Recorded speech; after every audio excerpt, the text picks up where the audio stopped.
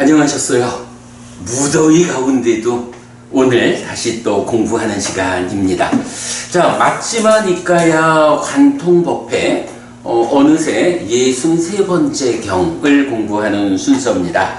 우리가 늘 말하는 겁니다만 이렇게 세월이 지나가는데 그 지나가는 세월 가운데에 우리가 경을 공부하는 일을 통해서 부처님 가르침을 쌓는, 부처님 가르침을 누적해가는 그 삶을 진행하고 있다.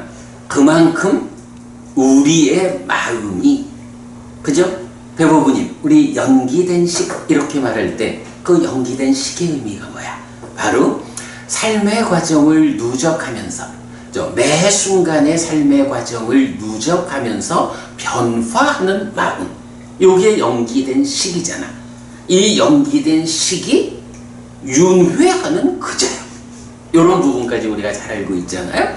그럴 때 이렇게 순간의 삶을 쌓는다.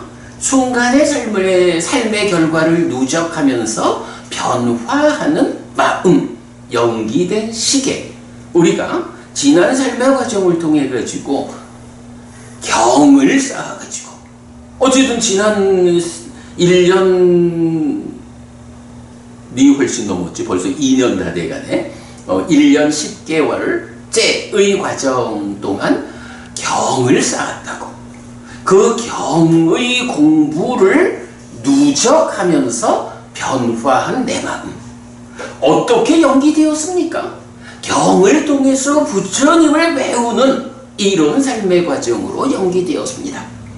경을 공부하는 일을 통해서 경을 공부하지 않는 삶의 견주어 나는 훨씬 더 훌륭한 가치를 누적하면서 더 잘 변화했습니다.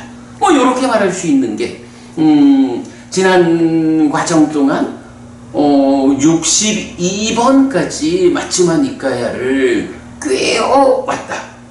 그 과정에서 내가 이만큼 공부를 쌓아가지고 부처님을 향하여 나아가는 그 지향성을 확고히 했다. 이렇게 변화한 내 마음. 네, 이런 의미를 우리가 찾을 수 있죠.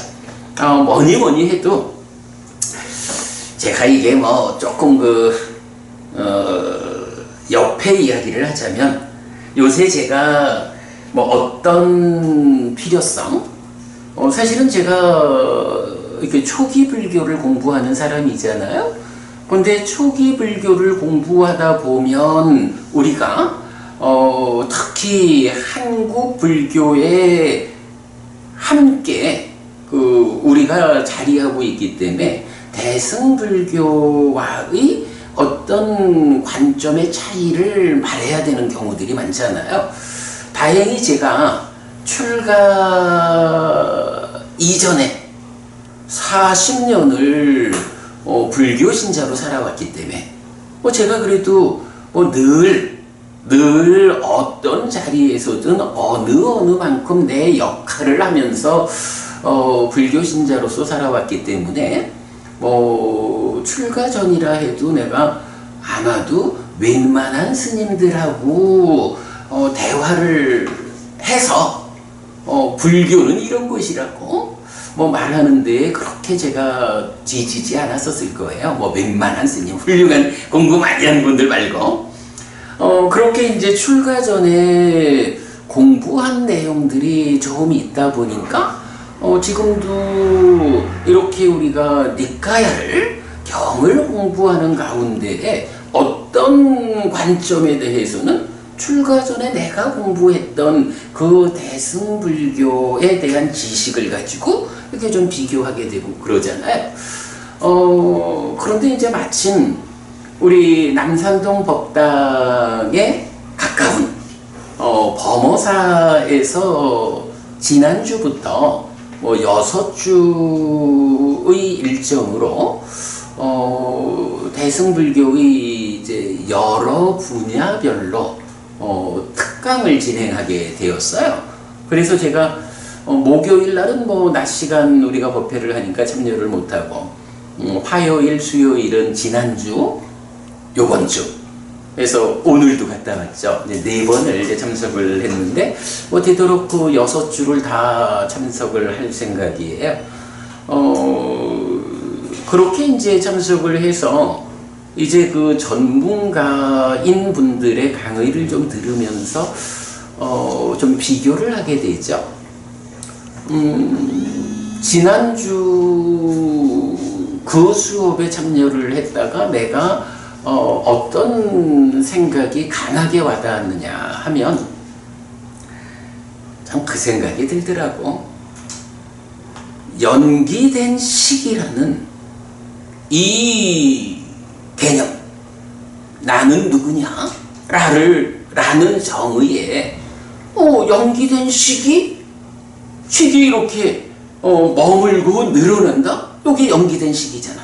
그러면 거기에 명색이 참여해서 나라는 존재 상태를 바꾸는 이런 연기에 대한 해석, 연기된 시기라고 하는 이 개념 하나를 우리가 이해하게 되면 이제 우리 삶이 어떻다? 특히 윤회가 어떻다?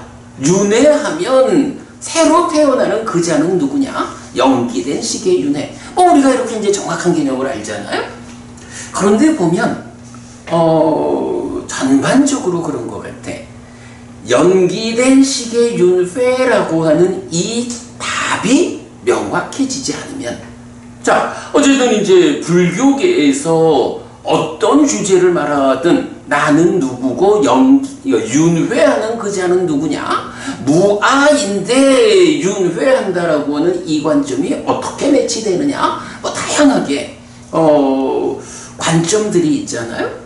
그런 부분에서 나는 딱 오는 게 그거야. 부처님이 주신 답이 있다면 나는 누구냐? 누가 윤회하느냐? 무엇이 윤회하느냐에 대해서 부처님이 주신 답이 있다면 아마도 대부분의 불교 신자들이 궁금해하는 그 문제에 대한 정답이라고 부처님이 설명한 거니까. 그런데 전체적으로 보면 부처님이 설명하는 그 답을 보지 못한 상태에서 어떤 방법으로든 그 숙제를 풀으려고 하니까 다양해지고 복잡해지고 어려워져. 배부부님, 부처님이 주신 답이 뭐야? 나는 누구냐의 문제에 대한 답도, 누가 윤회하는 것이냐, 무엇이 윤회하는 것이냐에 대한 답도 이제 우리가 니까야를 꿰어가지고 답을 찾아낸 바에 의하면 사실은 그 답이 연기된 시기라고. 빠띠짜 사무빤낭 린냐낭이라고 해서 경에서 직접 연기된 시기라는 이 용어가 나타난다고. 그래서 이 연기된 시기 윤회한다. 이 연기된 시기에게 명색이 출현해서 새로운 존재 상태가 구성되면서 삶이 연결된다. 이런 부분을 부처님 정확히 말해주는데, 참 안타깝게도 오랜 세월 동안 부처님이 주신 답을 배제하게 된 거예요. 많은 사람들이 그러잖아요. 시기윤회한다라고 말하는 사띠비구를 부처님이 꾸짖었다. 그러므로 시기윤회하는 거 아니다. 이 말을 초기 불교권에서도 많이 한다고. 그러나 사실은 우리가 공부를 해보면 답이 그거다라는 걸 알잖아. 연기된 식. 그런데 오랜 전통에 의하면 부처님이 알려주는 그 정답은 빼놓고, 그죠? 정답은 빼놓고 이제 다른 곳에서 답을 찾으려고 하니까 복잡해지고 어려워지고, 그러나 정확한 답은 찾지 못하고 이런 상황이 되잖아. 이번에도 이렇게 제가 이제 좀 대승불교에 대한 나도 좀 더 깊이 있는 이해가 필요하다. 그래야 이제 법우님들하고 우리가 이 공부를 진행해 나가는데 도움이 된다 하는 생각으로 이렇게 참여를 좀 하다 보니까 딱 그 생각이 드는 거예요. 연기된 시기라고 하는 것이 있다. 내 마음이 무엇냐? 연기된 시기다 라고 하는 이 부처님의 답. 그래서 윤회하는 그자가 연기된 시기다. 연기되는 거, 삶의 과정을 누적하면서 변화하는 거기 때문에 당연히 아트만 아니다. 아트만 같으면 변화할 수 없잖아. 이러니까 무아하고 윤회하고도 연기된 시계 윤회, 단상을 극복한 연기된 시계 윤회하면 이 무아와 윤회의 문제도 저절로 해소되는 거야. 그게 사실은 단상을 극복한, 유무를 극복한 부처님의 가르침이 바로 그거잖아. 부처님의 깨달음이. 얘기가 뭐 이렇게 번나갔습니다만은 하여간 그 생각을 참 자주 하게 돼요. 연기된 시기라고 하는 이 개념. 내 마음이 어떤 것입니까? 삶의 과정을 누적하면서 변화하는 연기된 식. 빠띠짜 사무빤낭 윈야낭입니다. 라는 요 한 가지 개념만 우리가 분명하게 알면 해결될 숙제들이 너무 많아. 지금 보면 너무 많은 사람들이 무언가 문제를 해결해야 한다, 답을 찾아야 한다 라고 하는데 바로 요 개념을 모르다 보니까, 요 개념에 접근이 안 되다 보니까 2000년 넘는 세월 동안에 정답은 제껴놓고 다른 곳에서 답을 찾으려고 하니까 어려워지고 복잡해지고, 그러나 정답은 찾지 못하고, 이런 상황이 있는 거죠. 그러니까 요새도 제가 그 부분을 아주 강하게 느끼고 있습니다. 어쨌든 얘기가 너무 많이 벗어났습니다. 네, 연기된 시기라는 거 우리 꼭 알기로 하고요. 자, 그렇게 62개의 경을 쌓아가지고 잘 연기된 식을 가진 수행자로서 우리가 이제 63번째 경을 쌓는 수업 시작하겠습니다. 네, 마지막이니까요. 63번입니다. 비쿠 왔고 쫄라 말루꺄 숙당해서 말루꺄의 작은 경입니다. 말루꺄의 작은 경 또는 의 빼고 제가 뒤에는 말루꺄 작은 경 이렇게 적었는데, 자, 우선 요약을 보겠습니다. 이 경에서 이제 말류카푸타 존자, 그러니까 말류카푸타라는 스님이 혼자서 어떤 고민을 하는 거예요. 우리 여러분 14무기라는 주제를 잘 알죠? 10가지 확정적으로 답하지 않는 이런 14무기와 관련해서 말루꺄푸타 스님이 생각을 하는 거야. 아니, 부처님은 왜 이 14무기라고 하는 이 견해들에 대해서는 답변을 하지 않을까? 왜 그 문제에 대해서는 부처님이 답변을 거부하는 것일까? 하는 게 못마땅하다. 그러니 내가 부처님한테 다시 한번 이것을 여쭤봐야겠다. 그리고 이 14무기에 대해서 다시 여쭤보는데도 불구하고 부처님이 대답을 하지, 설명해 주지 않으면 여기는 답이 없구나. 내가 공부를 포기하고 낮은 삶으로 돌아가야겠다. 이제 낮은 삶으로 돌아간다라는 말이 뭐예요? 이제 출가 생활을 포기하고, 그러니까 환속한다라고 말하는 거죠. 그게 이제 돌아가야겠다. 이렇게 14무기라는 이 10가지 주제에 부처님이 대답하지 않는 걸로 보아서 부처님 밑에 있어봐야 득될 게 없다. 환속해야겠다. 이제 이런 생각을 하는 거예요. 자, 여기 그래서 이제 주제의 확장해서 31번 견해 14무기 참조 이랬는데요. 우리가 지난번 그 25번 경을 공부할 때 25번 경이 미끼경이죠.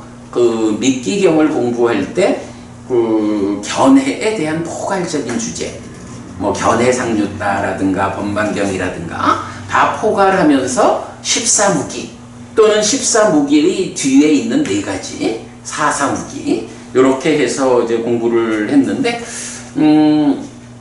마지막 니까야에 보면 이 14무기가 주제로 나타나는 경이 3개가 있어요. 그러니까 25번 경하고 오늘 공부하는 63번 경 그리고 72번 경 3개 경이 있는데 오늘은 우리가 다른 주제를 좀 하나 봐야 할 것 같아요. 그래서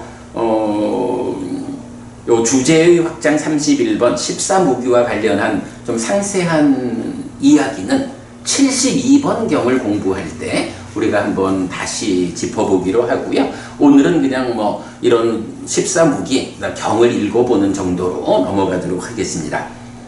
자, 그래가지고 이제 부처님한테 찾아가요. 말루까 뼈다가 말루 꺄뿌따 스님이 부처님을 만나서 이제 이 10가지 질문을 다시 하는 거예요. 그래가지고는 부처님께서 세상은 영원하다라고 알면 세상은 영원하다고 답을 해주시고 세상은 영원하지 않다라고 분명히 알면 세상은 영원하지 않다라고 답을 해주십시오. 그리고 영원한지 영원하지 않은지 모르면 부처님께서 그 답을 모르시면 나는 그 주제에 대해서 알고 보지 못한다라고 솔직하게 털어놓으십시오. 근데 이렇게 부처님한테 뭐라 하나? 이건 뭐 부처님한테 가서 따지는 거야. 왜냐하면 말루키아푸타 스님 입장에서는 지금 여기에 딱 꽂혔잖아요. 그래서 이 부분에 대한 대답을 부처님이 안 해주면 내가 환석할 거요? 부처님 제자의 길을 거부하고 떠날 거요? 라고 아예 작정을 했으니까 가가지고 부처님 앞에서 아니 부처님 알면 안다고 말을 해주고 모르시면 모른다라고 말을 해주는 게 솔직한 거 아닙니까? 하고 따지듯이 얘기를 하는 거예요. 네. 자, 그랬더니 이제 부처님께서 내가 그대한테 14무기의 이 관점에 대해서 설명해 주겠다고 해서 그대가 나한테 출가했느냐? 아니면 그대가 출가하면서 부처님이 이 10가지 주제에 대해서 설명해 주시길 바랍니다 하고 출가했느냐? 두 가지 다 아니지 않느냐?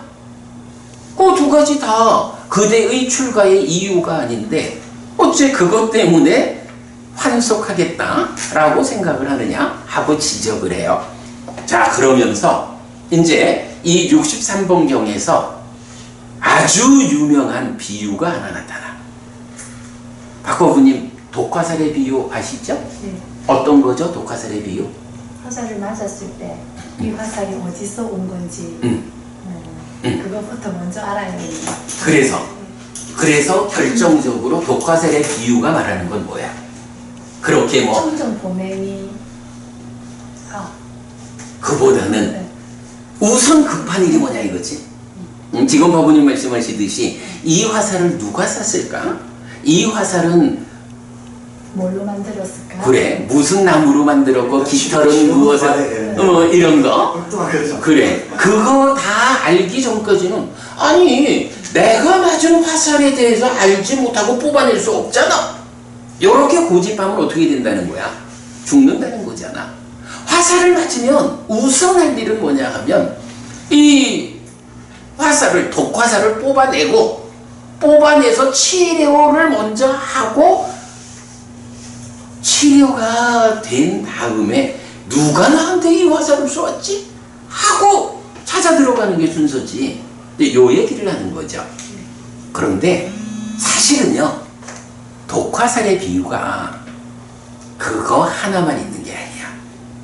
독화살의 비유가 3개의 경에서 나타나는데 3개의 경이 모두 비유니까 뭐 이제 어떤 경우를 상정하는 거잖아요. 독화살에 비유하는 목적이 다 달라. 그런데 이제 우리가 보통 알기는 독화살에 비유하면 바로 63번 이 경에서 말하는 아니 독화살을 맞았으면 딴 생각할 겨를이 어딨니? 우선 화살 뽑아내고 치료부터 하고 나서 다른 생각해야지. 물론 뭐 가장 중요한 이유죠. 그거 하나를 보통 알고 있는데 독화살의 비유는 세 가지가 있다. 그래서 오늘은 이렇게 요약 보고 경을 먼저 좀 읽어보고 그리고 나면 제가 오늘 교재 하나 더 드렸죠.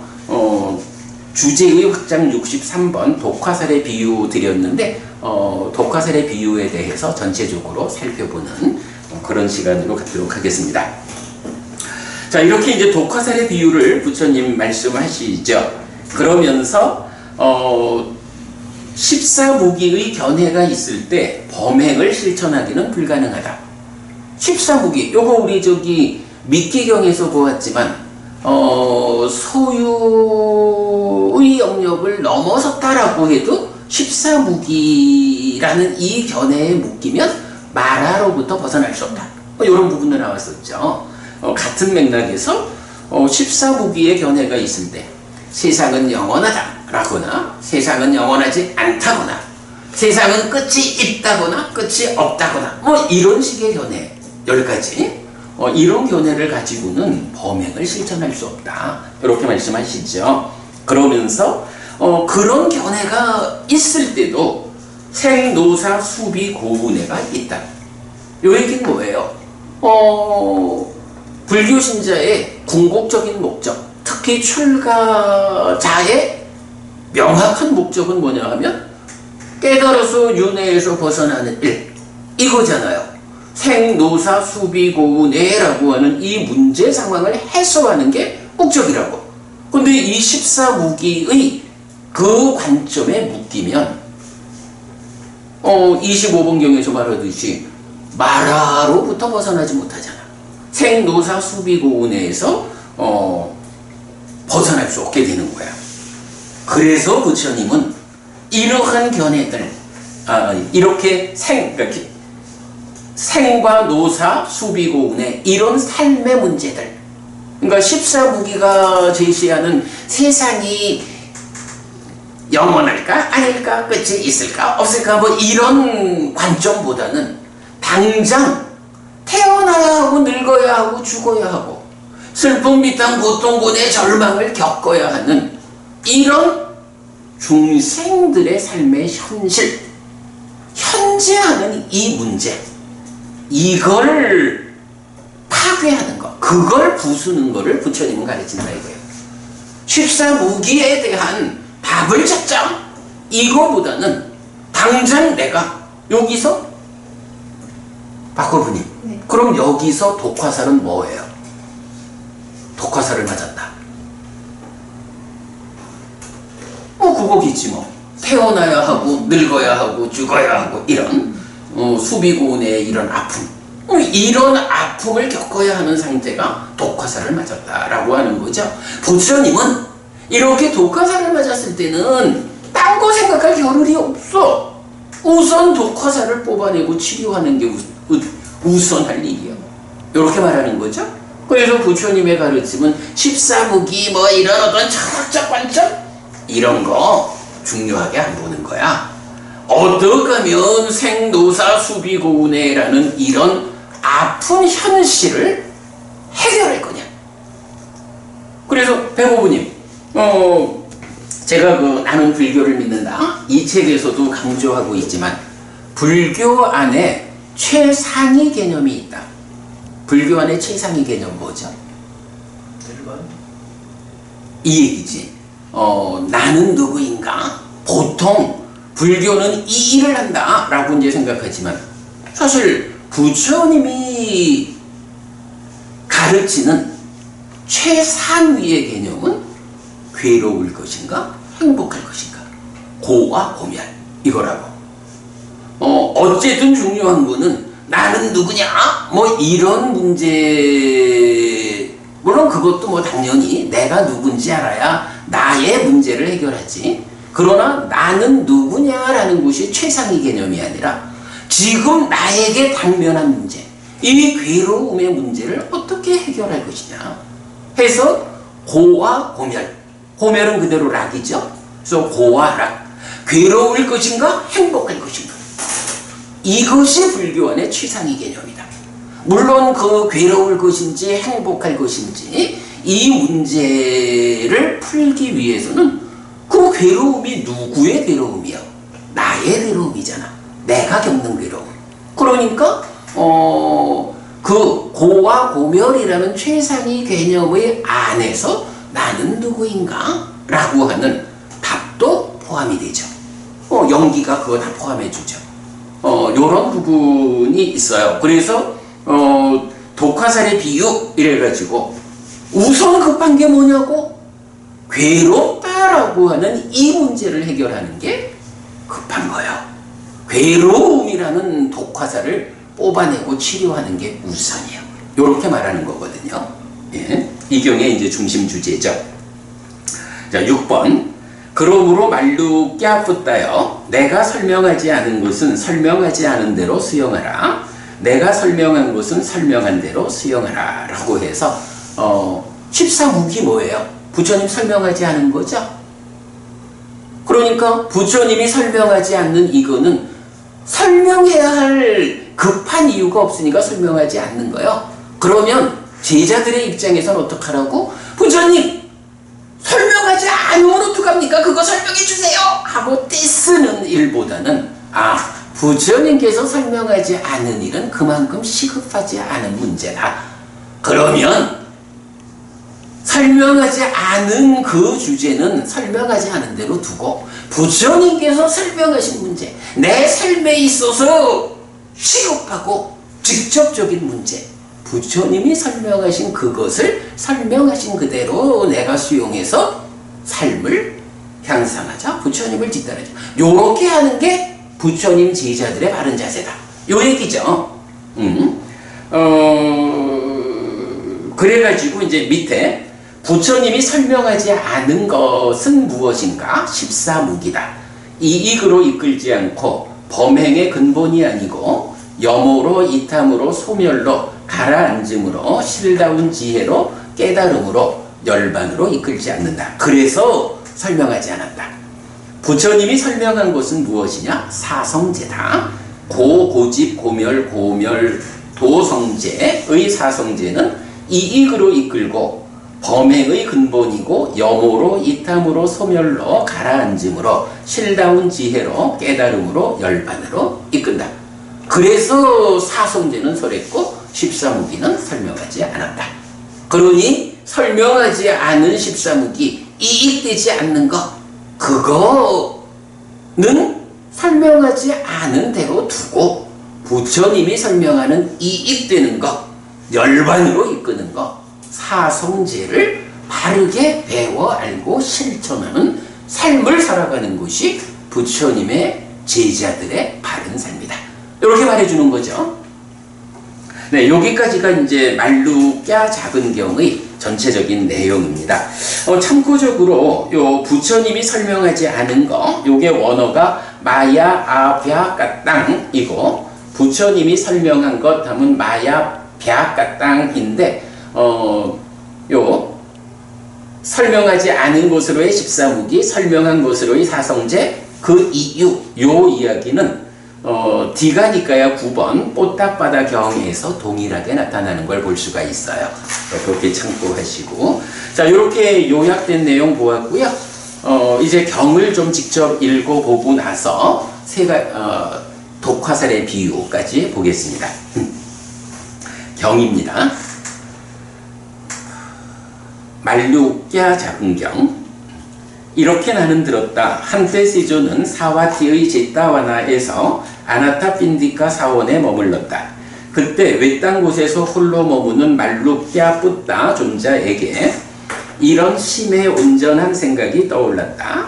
열애께서는 이와 같은 견해들에 대해 답변하지 않고 놓아두고 거부하셨다. 세상은 영원하다거나 세상은 영원하지 않다거나 세상은 끝이 있다거나 세상은 끝이 없다거나 그 생명이 그 몸이라거나 다른 생명과 다른 몸이라거나 열애는 사후에 존재한다거나 열애는 사후에 존재하지 않는다거나 열애는 사후에 존재하기도 하고 존재하지 않기도 한다거나 열애는 사후에 존재하는 것도 아니고 존재하지 않는 것도 아니다거나 이런 10가지에 대해서 열애께서는 이러한 것에 대하여 내게 말씀하지 않았다. 나는 이것이 기쁘지 않고 나는 이것이 못마땅하다. 내가 세존께 가서 그 의미를 여쭈어야겠다. 만약에 세존께서 세계는 영원하다거나 내지 열애는 사후에 존재하는 것도 아니고 존재하지 않는 것도 아니다거나에 대하여 내게 설명하면 나는 세존에게서 범행을 실천할 것이다. 그러나 만약에 세존께서 세계는 영원하다거나 내지 세계는 사후에 존재하는 것도 아니고 존재하지 않는 것도 아니다거나에 대하여 내게 설명하지 않는다면 나는 공부를 포기하고 낮은 삶으로 돌아갈 것이다 라고 하여간 말로 깨부다. 아니 이게 근데 발음이 되게 어려워요. 이 이름이 말로 깨부다 에 되는데 되게 발음이 어려워.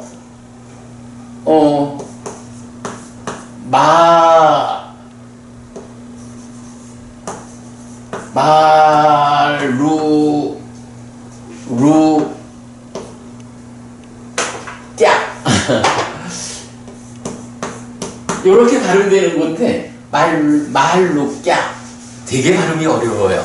자꾸 제가 읽으면서 발음을 잘 못하네. 자, 어쨌든 이제 말로 붙다 스님이 작정을 한 거예요.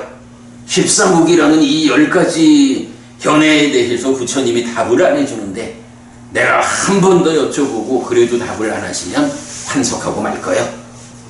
이런 견해에 대한 답을 못 해준다라고 할 때는 우리 스승이 온전한 스승이라 할 수 없어. 이런 작정을 한 거죠. 저녁에 홀로 머금에서 나온 말로 깨붙다 존자가 세존에게 왔다. 와서는 세존에게 절한 뒤 한곁에 앉았다. 한곁에 앉은 말로 깨붙다 존자는 세존에게 이렇게 말했다. 여기 대독이시여 외딴 곳에서 홀로 머무는 저에게 이런 심의 온전한 생각이 떠올랐습니다. 열애께서는 이와 같은 견해들에 대해 답변하지 않고 놓아두고 거부하셨다. 세상은 영원하다거나 내지 열애는 사후에 존재하는 것도 아니고 존재하지 않는 것도 아니다거나 열애께서는 이러한 것에 대하여 내게 말씀하지 않았다. 나는 이것이 기쁘지 않고 나는 이것이 못마땅하다. 내가 세존께 가서 그 의미를 여쭈어야겠다.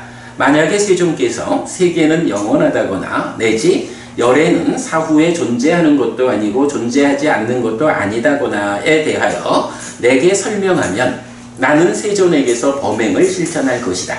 그러나 만약에 세존께서 세계는 영원하다거나 내지 열애는 사후에 존재하는 것도 아니고 존재하지 않는 것도 아니다거나에 대하여 내게 설명하지 않는다면 나는 공부를 포기하고 낮은 삶으로 돌아갈 것이다 라고. 만약에 세존께서 자 여기서 이제 구체적으로 묻는 거예요. 만약에 세존께서 세상은 영원하다라고 아신다면 세상은 영원하다라고 제게 설명해 주십시오. 만약에 세존께서 세상은 영원하지 않다라고 아신다면 세상은 영원하지 않다라고 제게 설명해 주십시오. 만약에 세존께서 세상은 영원하다거나 세상은 영원하지 않다거나 알지 못하신다면 알지 못하는 자, 보지 못하는 자에게는 나는 알지 못하고 나는 보지 못한다라고 이렇게 말씀하시는 것이 올바른 것입니다. 알지 못하고 보지 못하면 솔직하게 내가 몰라 라고 털어놓는 게 옳은 거 아닙니까? 이렇게 지금 따지는 거예요. 만약에 세존께서 세상은 끝이 있다라고 하신다면 세상은 끝이 있다라고 제게 설명해 주십시오. 만약에 세존께서 세상은 끝이 없다라고 하신다면 세상은 끝이 없다라고 제게 설명해 주십시오. 만약에 세존께서 세상은 끝이 있다거나 세상은 끝이 없다거나 알지 못하신다면 알지 못하는 자, 보지 못하는 자에게는 나는 알지 못하고 나는 보지 못한다라고 이렇게 말씀하시는 것이 올바른 것입니다.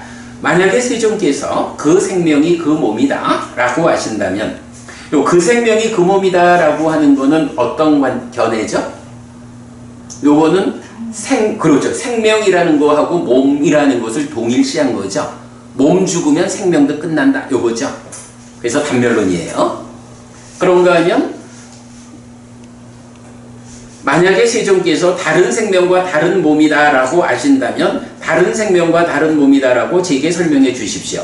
다른 생명과 다른 몸은 뭐야? 생명이라는 거하고 몸이라는 게 별개예요. 몸이 죽는다고 해서 이 생명이라는 것에 영향을 못 줘. 이 생명이라고 하는 거는 생명을 구성하는 마음이 새로운 몸과 만나서 또 가는 거예요. 이런 개념되죠? 요거 상견이죠. 사람들이 아까 우리 연기된 식 얘기를 했지만 연기된 식의 윤회를 말하면 그거 하트만인데 이렇게 말하죠. 식이 윤회한다고 하니까 바로 이런 경우거든. 그러나 분명히 알아야죠. 식이 윤회한다라는 요 부분에서 그 식이 어떤 식인데 몸과 전혀 다른 거. 여기서 말하는 다른 생명과 다른 몸. 다른 생명과 다른 몸 이루려면 이 마음이 몸에 조건지어지지 않아야 되는 거죠. 그게 상견이라고. 그러나 몸에 조건지어진 관계에서 삶의 과정을 누적하면서 변화하는 거 연기된 식. 사실은 부처님은 이렇게 그 생명이 그 몸이다 라고 하는 것도 인정하지 않고 다른 생명과 다른 몸이다 라는 것도 인정하지 않는 거죠. 왜?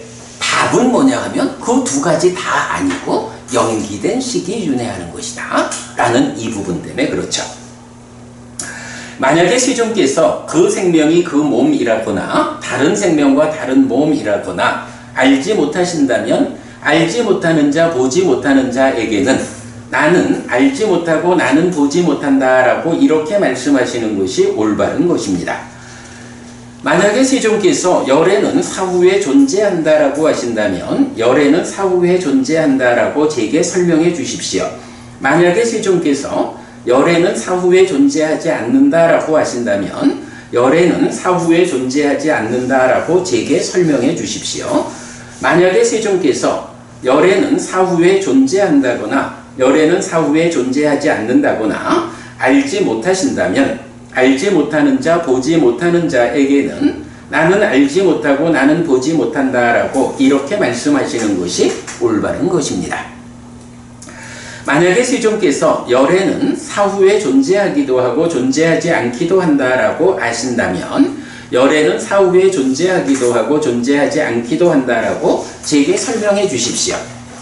만약에 세존께서 열애는 사후에 존재하는 것도 아니고 존재하지 않는 것도 아니다라고 아신다면 열애는 사후에 존재하는 것도 아니고 존재하지 않는 것도 아니다라고 제게 설명해 주십시오.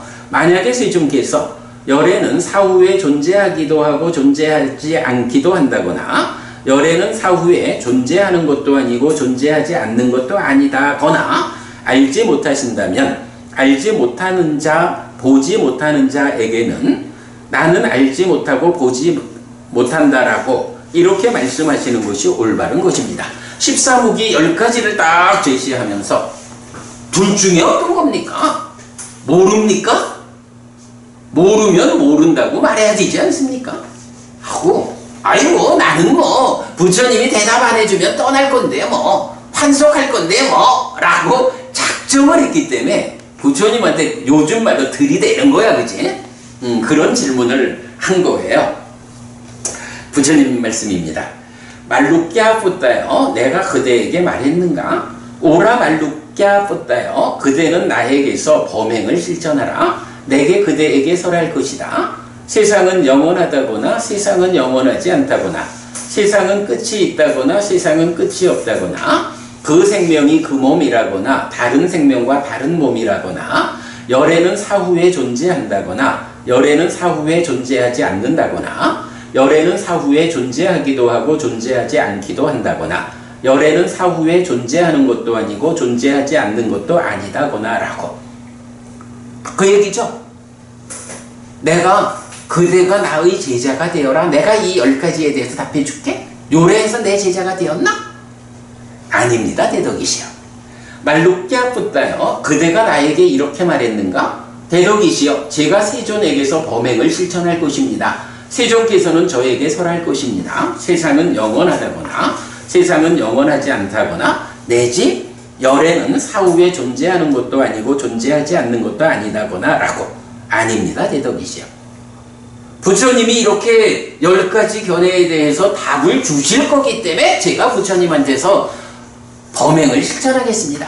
요렇게 그대가 조건을 가지고 나에게 왔느냐? 요 말씀이죠. 그것도 아닌 거예요. 부처님도 그거를 전제하지 않았고 말루끼아 붓다도 그거를 전제하지 않은 거예요. 그런데 지금 와가지고 그거 설명 안 해주면 나 가겠어? 이렇게 말하는 요 상태를 지적한 거죠. 말루끼아 붓다여 참으로 이렇게 나도 그대에게 말하지 않았다. 오라 말루끼아 붓다여 말루끼아 붓다여 그대는 나에게서 범행을 실천하라. 내가 그대에게 설할 것이다. 13무기. 그리고 그대도 나에게 말하지 않았다. 대덕이시여 제가 세존에게서 범행을 실천할 것입니다. 세존께서는 저에게 설할 것입니다. 14무기. 어리석은 자여 이런 상황에서 누가 있어 누구를 거부하는가?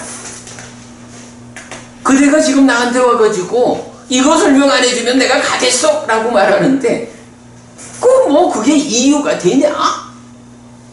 이런 말씀이죠. 자, 그러면서 이제 말루끼아 붓다를 설득하는 이제 말씀이 이어지죠. 말루끼아 붓다여 어떤 사람이 나는 세존께서 세상은 영원하다거나 세상은 영원하지 않다거나 내지 열애는 사후에 존재하는 것도 아니고 존재하지 않는 것도 아니다거나에 대하여 설명하지 않으면 세존에게서 범행을 실천하지 않을 것이다 라고 말한다면 말루끼아 붓다여 그는 열애의 대답을 듣기 전에 죽게 될 것이다. 이게 무슨 얘기예요? 부처님 제자로 출가를 하면서 부처님이 이 14무기라는 10가지 견해에 대해서 설명을 해주시면 그 설명을 듣고 나서 그 다음에 비로소 범행을 실천할 거야. 요렇게 작정을 하면 어떻다는 거야? 죽을 때까지 답을 못 들을 거야. 이 말씀이죠.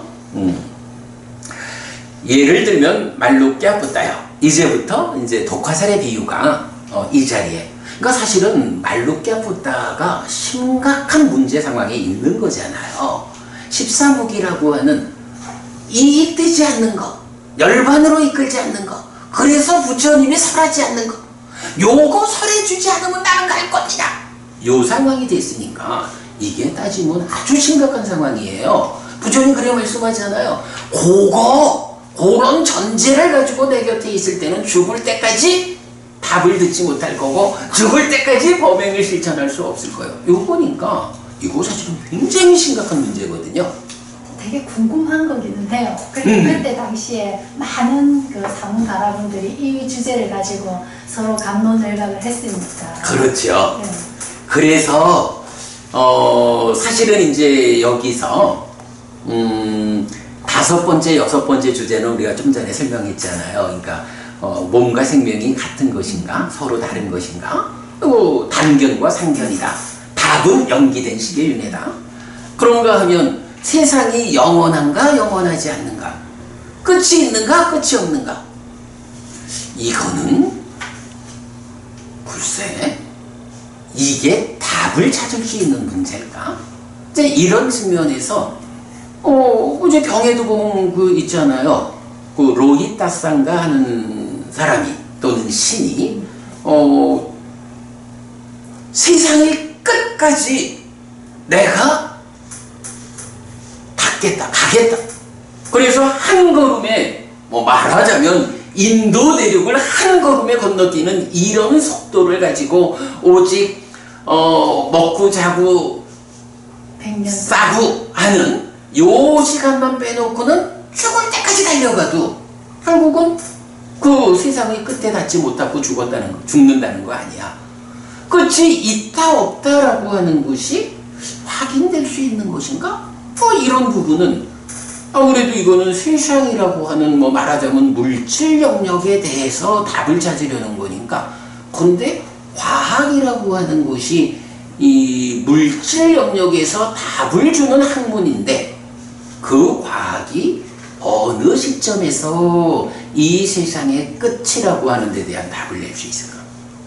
우주가 뭐 계속 팽창해 간다며? 뭐 모르잖아, 그죠? 뭐 이제 이런 문제들에 대해서는 사실은 영원한가 아닌가 끝이 있나 없나 이런 부분은 답을 찾기가 어려울 거예요. 그리고 아마도 부처님은 거기에 대해서 뭐 어떤 답을 가지고 계실지는 모르지. 그러나 답을 하지 않는 이유가 더 명확하니까 부처님은 그런 답이 필요하지 않은 문제에 대해서 답을 찾는 것이 오히려 범행에 방해가 된다 해서 답을 안 하는 거잖아. 그 다음에 뒤에 마지막 4개도 뭐야? 열애가 그러니까 깨달은 자 얘기지 뭐. 아라한 뭐 열애로 나오지만 그 죽은 뒤에 다시 태어나지 않잖아. 그죠? 다시 태어나지 않게 된다고. 그러면 태어나지 않는다라고 하는 그 상태, 요거는 말하자면 시기 명색의 조건 지어진 상태를 극복함으로써 이제 몸이 무너져 죽은 뒤에 다시 몸으로 가지 않게 되었다. 명색에 대한 조건이 해소되었기 때문에 이제 명색을 필요로 하지 않는, 명색에 구속되지 않는 상태가 되었다. 그러면 명색으로부터 해방된, 이제 몸으로 가지 않게 된 그 식, 뭐 요런 개념 아닐까? 그러면 이렇게 해방된 독립된 식이라는 것이 그 상태가 있다라고 말해야 되는 거요, 없다라고 말해야 되는 거요, 있기도 하고 없기도 하다라고 말해야 되는 거요, 있는 것도 아니고 없는 것도 아니다라고 말해야 되는 거예요. 사실은 이 4가지가 말하자면 우리가 보통 있다 없다 2가지지만 인도의 그 철학계에서는 이거를 있다 없다에다가 있기도 하고 없기도 하다거나 있는 것도 아니고 없는 것도 아니라든가 뭐 이런 4가지 경우로 존재를 설명하는 거잖아. 근데 그 4가지 존재 어디에도 이렇게 명색의 조건 지어지지 않은, 몸으로 가지 않은 식이라고 하는 곳에 어떤 상태가 특정되지 않는다는 거지 뭐. 이 부분에 대한 답은 어디 있어요? 이건 아주 없지는 않지. 제한적으로 누구한테 그 답이 알려지지 않느냐 하면 무명에 덮이고 가래에 묶인 중생들한테는 무명과 가래가 방해하는 것 때문에 알려지지 않잖아. 이 답을 알으려면 한 가지 방법밖에 없는 거야. 방해하는 그거, 무명과 가래를 버리면 돼.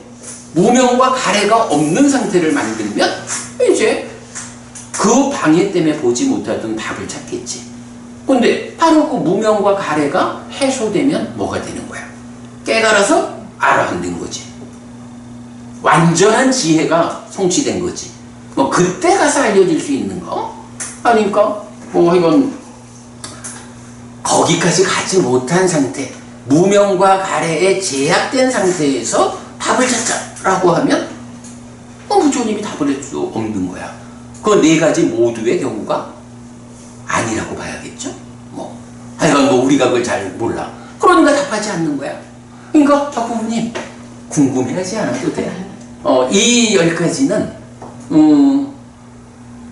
이익되지 않는 거고, 그걸 알고자 하는 노력이 삶을 향상으로 이끌지 않아. 사실은 요게 답이란 말이지.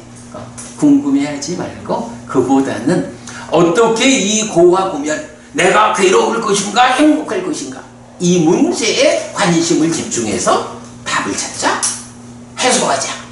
요렇게 우리의 삶을 방향을 잡는 거죠. 자, 어쨌든 이제 그랬어요. 자, 그랬더니 이제 부처님께서 예를 들어주는 거야. 예를 들면 말루꺄붙다요. 어떤 사람이 독이 진하게 칠해진 화살을 맞았다. 이게 독화살이죠?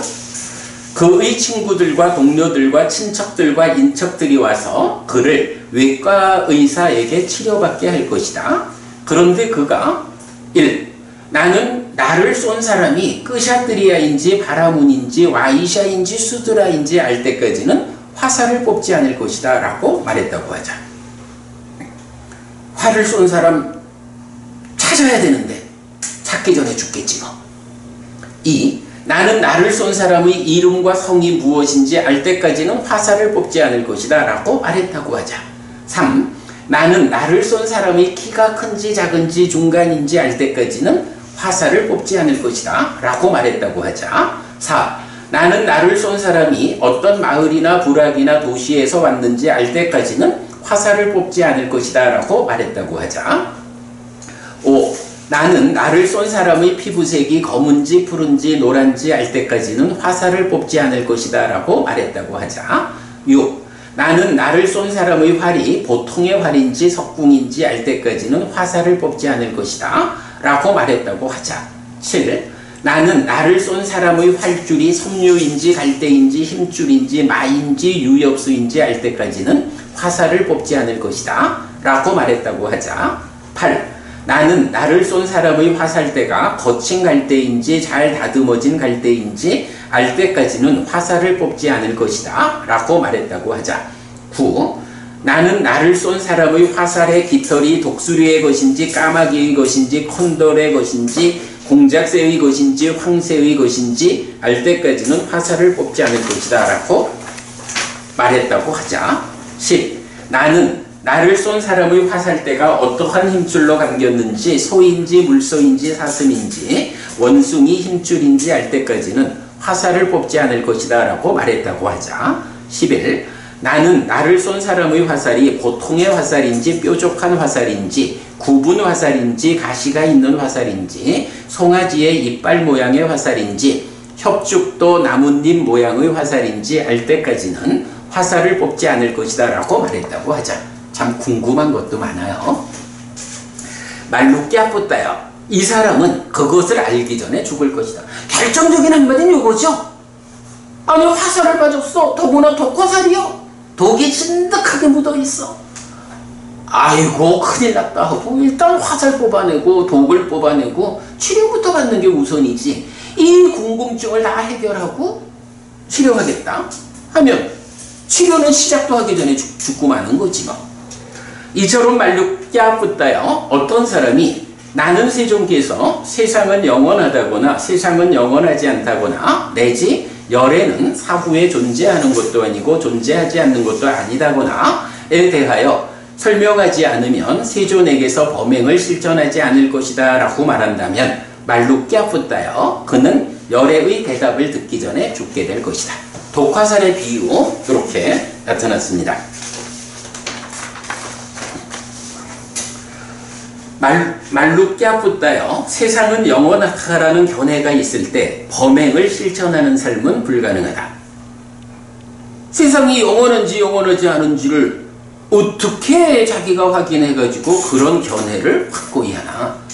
그렇게 치우친 견해, 사실 아닌 견해를 가지고 범행을 실천하자 해서는 이 범행을 완성할 수 없다라는 거죠. 말루끼아뿌따요. 세상은 영원하지 않다라는 견해가 있을 때 범행을 실천하는 삶은 불가능하다.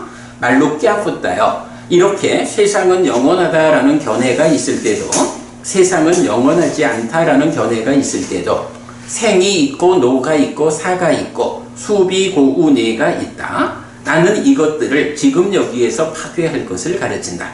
어쨌든 문제는 생노사 수비 고우 내라고 하는 내 삶의 아픔이라는 거라고. 부처님이 하시는 역할은 뭐냐 하면 바로 이 생노사 수비 고우 내 이런 삶의 아픔 이것들을 지금 여기서 파괴하자. 지금 여기에서 다 해소하고 몸이 무너져 죽은 뒤에는 다시 몸으로 가지 않는 그런 삶을 완성하자. 이게 부처님 내가 가르치는 거예요. 이렇게 말씀하시는 거죠. 말루끼아뿌따요. 세상은 끝이 있다라는 견해가 있을 때 범행을 실천하는 삶은 불가능하다 해서 동일한 내용 반복되죠. 말루까 붓다요. 그 생명이 그 몸이다 라는 견해가 있을 때 반복되고, 말루까 붓다요. 열애는 사후에 존재한다. 열애는 사후에 존재하기도 하고 존재하지 않기도 한다. 열애는 사후에 존재하는 것도 아니고 존재하지 않는 것도 아니다. 열애는 사후에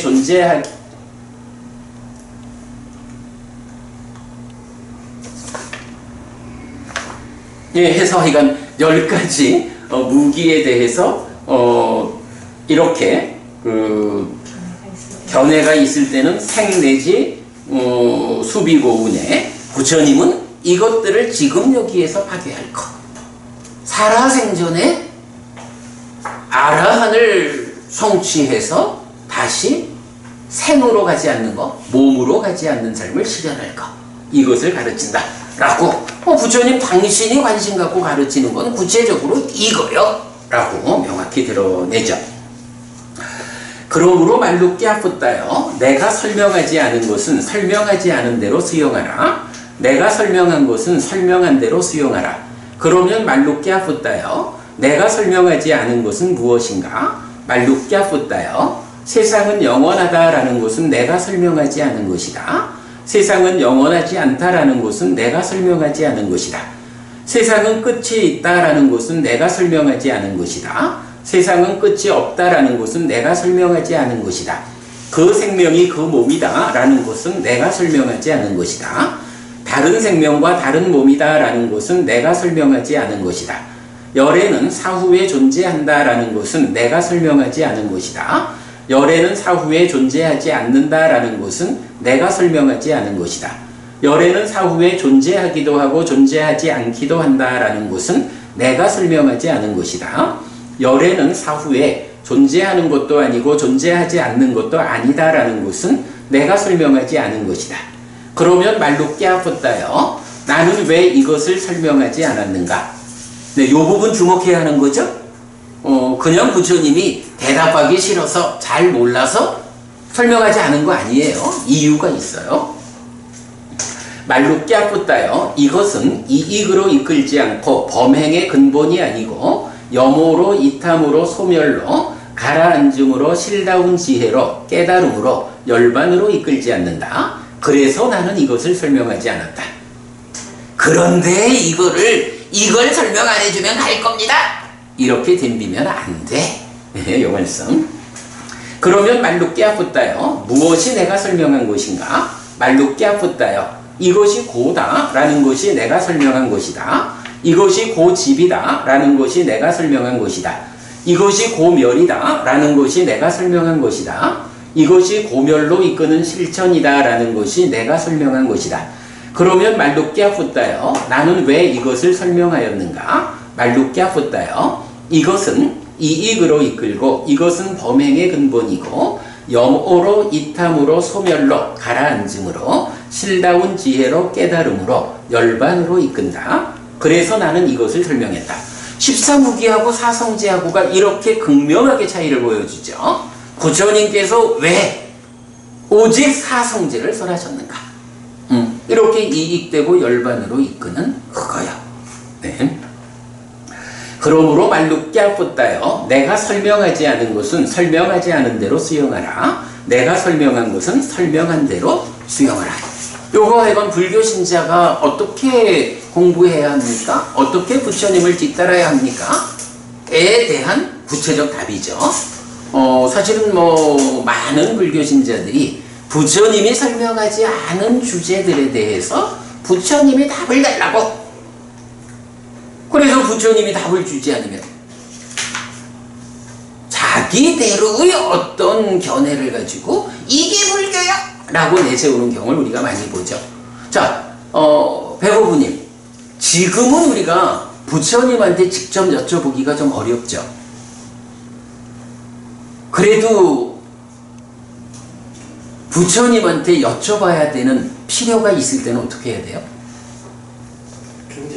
그래, 경에서 답을 찾아야 되지. 왜냐하면 부처님 돌아가시면서 유언으로 하신 말씀이 바로 이 경과 율이 내가 죽은 뒤에는 그대들의 스승이 될 거다 라고 해서 부처님은 살아 45년 동안 많은 사람들에게 법을 설하셨는데 거기에서 필요한 거는 다 말했다는 거 아니야. 이익으로 이끌고 열반으로 이끄는 이런 목적성 하에 필요한 거는 부처님 다 말해줬다. 그러니 어떤 주제든 그대가 답이 필요하다면 경에서 찾아봐라. 경에 견주어 보면 경과 율에 견주면 답이 있다. 이렇게 말씀하시는 거죠. 맞습니다. 배보부님. 그게 답입니다. 부처님한테 답을 구해야 하는 주제가 있으면 이제는 경이 부처님이다. 네, 이런 입장에서 경에서 답을 찾는 게 올바른 자세다. 세종께서는 이렇게 말씀하셨다. 말루뼈 붓다 존자는 즐거워하면서 세존의 말씀을 기뻐했다 라고 되었습니다. 지금 페이스북에 어떤 분이 글을 주셨네요. 서익수라는 분인데 한번 좀 읽어볼까요? 예수님이 삼위일체를 남겨둔 이유를 아무도 모른다. 목사님들이 삼위일체에 대해 설명은 다 틀린 말이다. 삼위일체에 대한 뜻을 모르니 믿음이 정도로 갈 수가 없다. 안타까운 일이다. 부처님이 삼매를 남겨둔 이유를 아무도 모른다. 스님들이 삼매에 대해 설명은 다 틀린 말이다. 삼매에 대한 뜻을 모르니 믿음이 정도로 갈 수가 없다. 안타까운 일이다. 예수님의 삼위일체와 부처님의 삼매는 똑같은 말이다 라고 의견을 주셨는데 이분의 의견에 두 분은 동의하실 수 있나요? 동의 못 하시네. 나도 동의할 수 없어. 이거는 서익수님 지금도 보고 계시지만 가끔 이제 우리 페이스북 해피스님 페이스북에 이렇게 의견을 주시는 분이시기는 한데 네, 전혀 동의할 수 없다. 네, 그렇게 보고 넘어갑니다.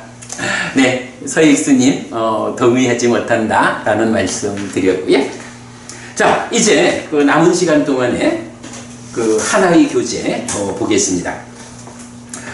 주제의 흑장 63번 독화살의 비유입니다. 이런 문장이에요.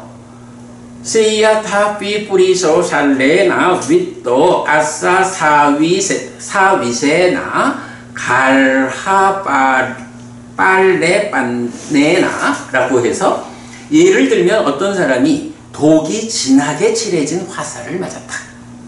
요 문장을 동일하게 사용하는 경이 3개가 있다. 기회보부님, 그 3개의 경 중에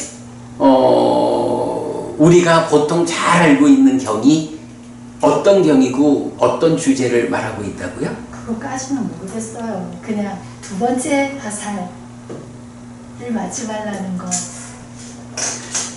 몰라. 근데 이제 우리가 방금 봤지만 아까는 답을 하시더니 오늘 공부하는 맞지마니까요 63번 말루뼈 작은 경에서 바로 그 얘기를 하잖아.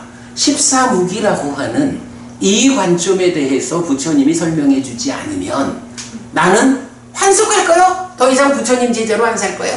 이렇게 말을 할 때 부처님이 독화살의 비유를 통해서 당장 급한 것이 뭔지 알아? 독화살을 맞았으면 이 화살을 뽑아내고 치유하는 것이 급한 거지. 거기에 이 화살을 누가 쐈는지 그 사람은 누군지 이 궁금증을 해소하려고 하다가 너 죽어! 요 얘기를 하시는 거죠. 독화살의 비유 이 문장을 포함하는 경이 3개인데 그 중에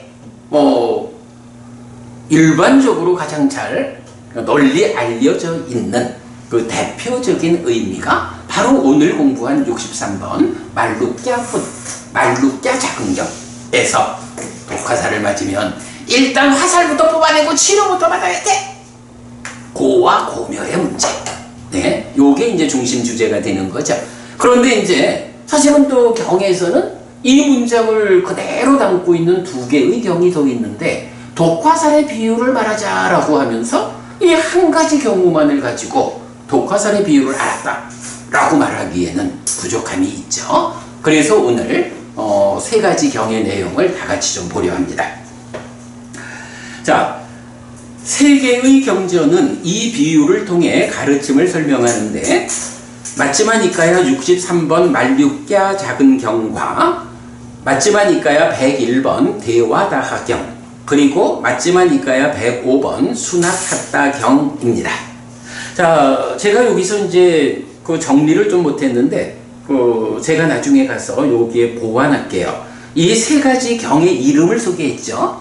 그 세 가지 경이 각각, 그러니까 결론이 뭐냐 하면, 맞지마 니까야 63번은 우선적으로 치유할 게 뭐냐? 무엇이 급한 거냐? 이 부분을 말하고 있죠. 독화살의 비유를 통해서. 그런가 하면 맞지마 니까야 101번 대화다하경은 조금 이제 독화살의 비유를 똑같이 쓰지만 비유의 내용이 다른 거야. 예를 들어서 말이에요. 배법부님 독화살을 맞았어. 그래가지고 독화살을 맞았으니까 이제 이건 병이 든 거? 뭐 이렇게 봐야 되겠죠.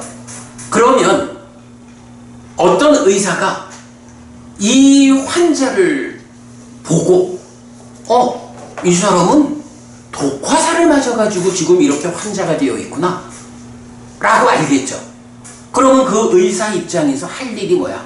독화살을 뽑아내고 치유하면 되잖아. 요렇게 원인을 구체적으로 알면 즉각적으로 치유를 할 수 있죠. 그런데 만약에 어떤 환자가 이 독화살을 맞은 이런 게 아니고 그냥 비실비실 해가지고 왔어. 그러면 어떡해? 뭐 요즘도 의사분들이 하는 일이 다 그거이건 어떤 원인 때문에 이 환자가 아픈가? 그걸 찾아내는 일이 먼저잖아. 그죠? 그래서 병에 대해서 그 원인을 알아야 그 원인을 해소하는 치유를 한다고. 그런데 니간타들이 고행을 하거든. 니간타들이 고행을 하는 이유가 있어. 그런데 사실은 고행을 하는 니간타들한테 그들의 의견을 들어보고 그 고행하는 이유가 타당한가?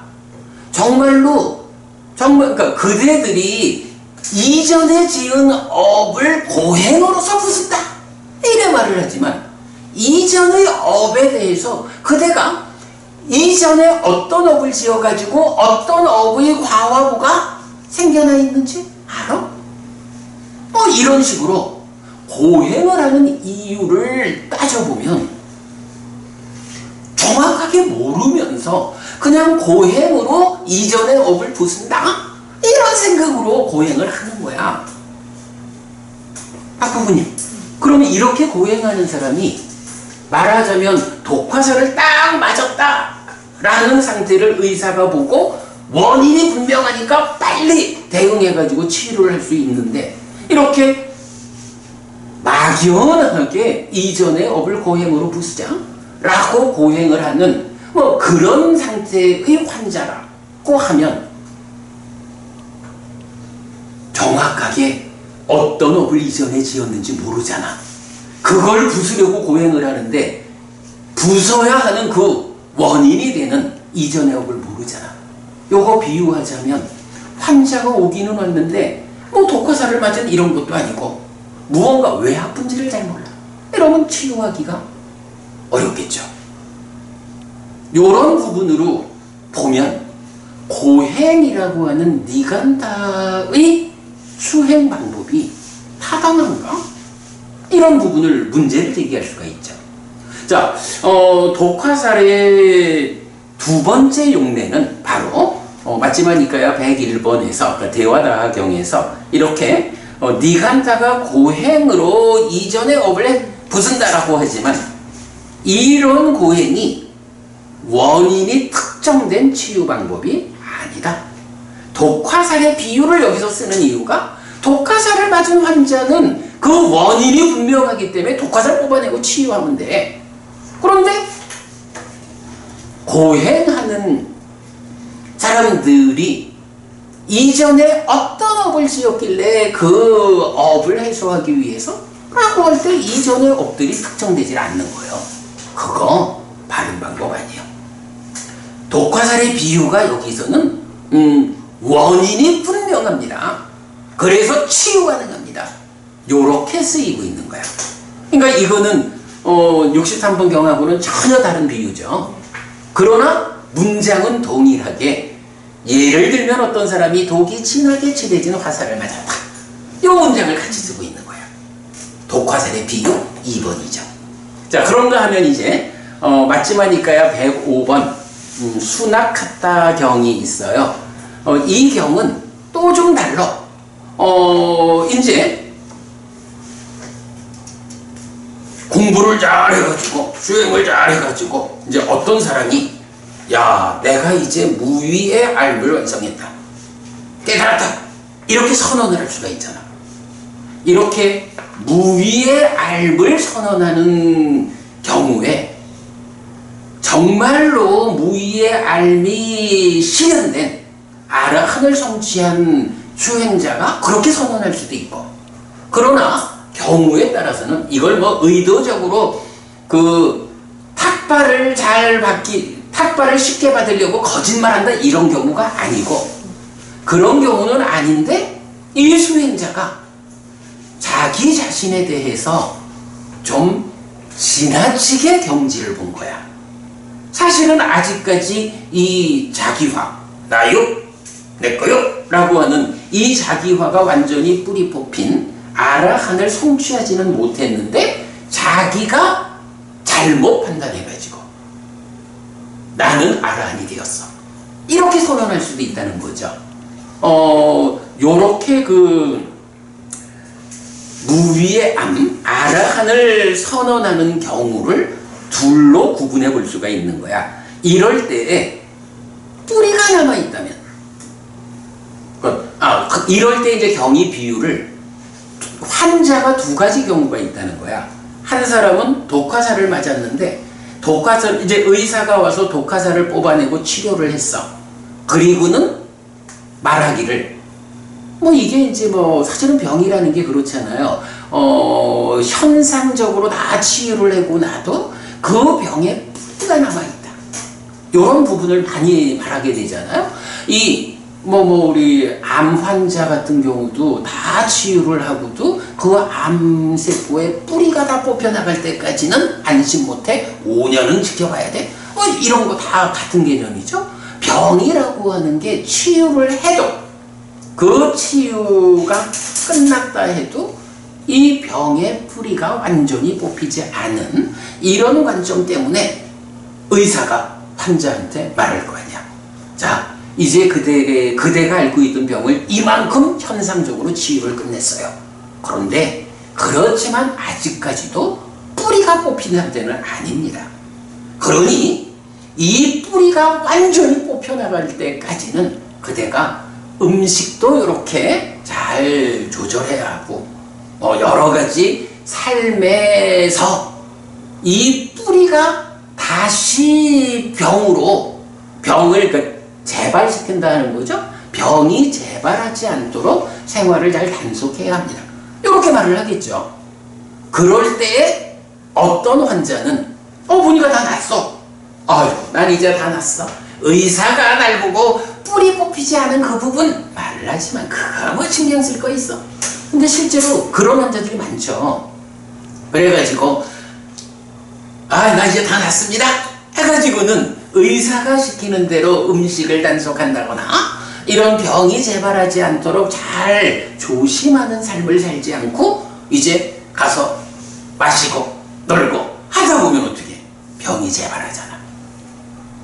그러나 어떤 사람은 의사가 알려주기를 아직까지 그대의 병이 완전히 낫지 않았습니다, 뿌리가 남아 있습니다, 뿌리가 뽑힐 때까지는 이러이러하게 해야 합니다 라고 말하면 그것을 의사 선생님이 이렇게 알려주셨으니 내가 그 말씀을 잘 실천해서 뿌리를 뽑아서 완치되어야겠다. 이렇게 노력하는 사람도 있겠죠. 환자에 따라서. 순학가타경에서는 바로 그 두 가지 환자의, 그러니까 이제 독화살을 맞았다라고 하는 게 앞의 경우하고 조금 다른 거야. 세 번째 순학가타경에서는 독화살을 맞았는데 이제 이 독화살을 뽑아내고 치유를 했어. 치유를 했는데 일반적으로 치유가 끝났다라고 해도 그 병의 뿌리, 독화살을 맞았던 것이 미친 바, 일단 표면적인 현상은 나거든 했지만 그게 하여간 뿌리 뽑히지 않은 병의 흔적, 요 부분을 어떻게 대응하느냐. 어떤 자는, 그러니까 어떤 사람은 다 나았어 라고 막 방종한 삶을 살다가 재발되고, 그러나 어떤 환자는 다 나았지만 의사 선생님이 알려주시는 대로 뿌리가 뽑힐 때까지는 내가 더 노력해야 돼. 이렇게 해서 병을 완치하는 요 두 가지 사람이 있겠죠. 앞에 두 가지에서 독화살을 맞은 경우하고 세 번째 독화살의 비유는 똑같은 문장을 사용하지만 독화살을 뽑아내고 치유한 이후 과정을 둘로 나누는 거야. 여기서 병에 뿌리가 남았다. 요거를 지금 경은 무엇라고 말하나요? 내가 좀 전에 표현을 한번 했어. 자기화라고 말을 하는 거야. 그러니까 자기화가 완전히 뿌리 뽑히지 않았다.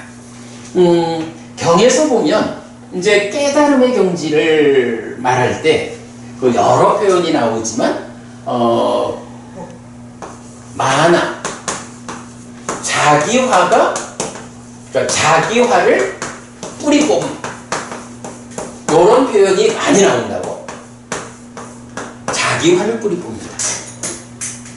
그러면 이 자기화를 뿌리 뽑는다 하는 말하고 대등하게 깨달음의 상태를 알려주는 게 또 뭐냐 하면 잠재성향이라는 게 있죠. 아누사야. 잠재성향을 뿌리 뽑는다. 그리고 또 다른 말로는 번뇌를 부순다. 뭐 이런 부분들이 자기화를 뿌리 뽑든 잠재성향을 부수든 번뇌를 부수든 이 모든 것들이 사실은 완성된 삶을, 그러니까 삶의 완성을 지시하거든. 이럴 때 이 부분, 박고부님, 만화거나 잠재성향, 그러니까 아누사야, 아사와 번뇌, 요것들이 다 좀 지시하는 바가 일반적으로 삶의 과정에서 뭐가 되나요? 딱가라고 하는 가래를 형성하는 과정이 있죠. 이 과정 안에서 작용하는 거. 그러면 그러니까 일단 이렇게 말하는 거예요. 독화살을 맞았는데 그 독화살을 뽑아냈다 라고 말하는 거, 치유했다 라고 하는 거는 딱가 밖의 상황을 해소했다.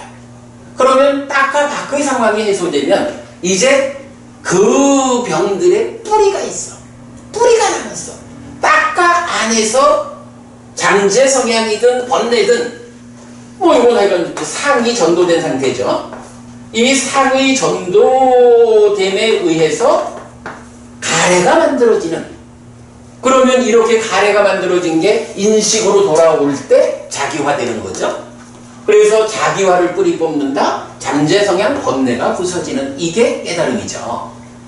이런 상황을 우리가 메커니즘적으로 이해를 하면 이제 순학가타경에서 말하는 독화살을 맞았는데 그거를 뽑아내고 치유를 해서 병이 나았어. 그런데 아직 뿌리 뽑지 못한 것이 있어. 그 병의 뿌리가 완전히 뽑힌 거 아니야.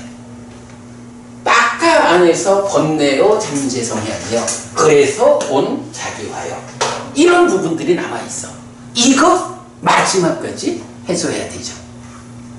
우리가 수행 지도의 개념으로 보면 이렇게 독화살을 맞은 것을 뽑아내고 치유했다.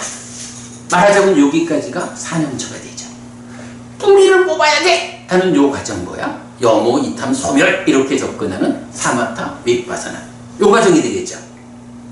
사실은 이제 여기서 수나카타경에서 말하는 이 뿌리라는 개념, 요 개념이 딱가라고 하는 이런 이해 없이 접근하자라면 뿌리라는 게 무엇일까? 뿌리 뽑히지 않았다라는 것을 어떻게 이해해야 되나? 요게 사실은 곤란할 수 있어요. 그런데 요즘 약간 경을 쭉 보다 보면 경이 알려주는 내용이 그래. 아, 이거 딱가 안에 있는 그 내적인 문제를 해소하는 과정, 뿌리 뽑는 거구나. 이걸 알 수가 있어요.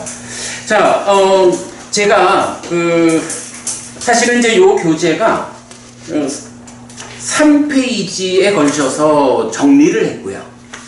그 다음에 4페이지부터 22페이지까지는 이 경 3개 가운데 독화살의 비유와 관련된 부분만 발췌해가지고 옮겨드렸어요. 페이지가 엄청 많지만 하여간 뒤에 부분들은 경에 해당 부분이고 앞에 3페이지를 통해 가지고 내용을 설명하고 있는데 지금 제가 시작하는 부분에서 이렇게 경 3개의 내용만 요약해서 알려드렸죠. 그 내용이 여기 다 적혀 있어요. 제가 볼 때는 오늘 우리가 말루꺄 작은경에서 14무기와 관련된 이 주제의 확장은 72번으로 넘기고 여기서 독화살의 비유. 근데 사실 그래요. 이 독화살의 비유 이렇게 우리가 포괄적으로 접근하지 않으면 독화살하면 당연히 뽑아내고 급한 게 뭐냐 그거 뽑는 거야. 요 하나의 경우로 독화살의 비유를 우리가 보게 되죠. 대부분이. 근데 경은 하여간 이렇게 3가지 관점. 우선 시급한 거는 독화살 뽑아내고 치유하는 거예요. 병의 원인을 정확히 봤어? 독화살을 맞은 사람은 독화살이라는 원인이 분명하기 때문에 이거 뽑아내고 치유하면 돼. 고행하는 사람? 그 고행에 대한 원인이 분명해. 요런 부분 말하는 거 대화다 하경. 그리고 이렇게 딱가밖에서 치유를 끝냈다. 독화살을 뽑아내고 치유했다. 그러나 그 이후의 과정, 딱가 안에서 뿌리를 뽑아내는 이 과정에 잘 접근하는 사람이냐 아니냐. 이렇게 여기서는 하여간 독화살이 이런 뿌리 뽑기 이전의 과정으로 제시되었다. 이렇게 3가지 보면 되겠습니다. 나머지는 이제 교재를 참고하시고 오늘 수업 마치죠. 5분 전에 끝내야 되는데 못 끝냈네. 자, 삼마삼붓도 바가와 스와카도 바가와타 담모 숫바티빤노 사와카 상고띠. 세조는 정대가 이슈다. 세조로부터 법은 잘 쓰여졌다. 제자들의 상가는 잘 실천한다. 찌랑띠타뚜로 가스밍 삼마삼붓다 사사난띠. 정등각의 가르침이 이 세상에 오래도록 머물기를.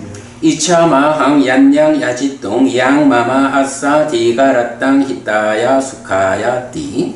오랫동안 나에게 이익과 행복을 주는 자선행을 실천하리라. 이당다낭 페따낭 야티살로 히타낭 우빠까빠뚜. 이당다낭 페따 야티살로 히타 파리분잔뚜띠.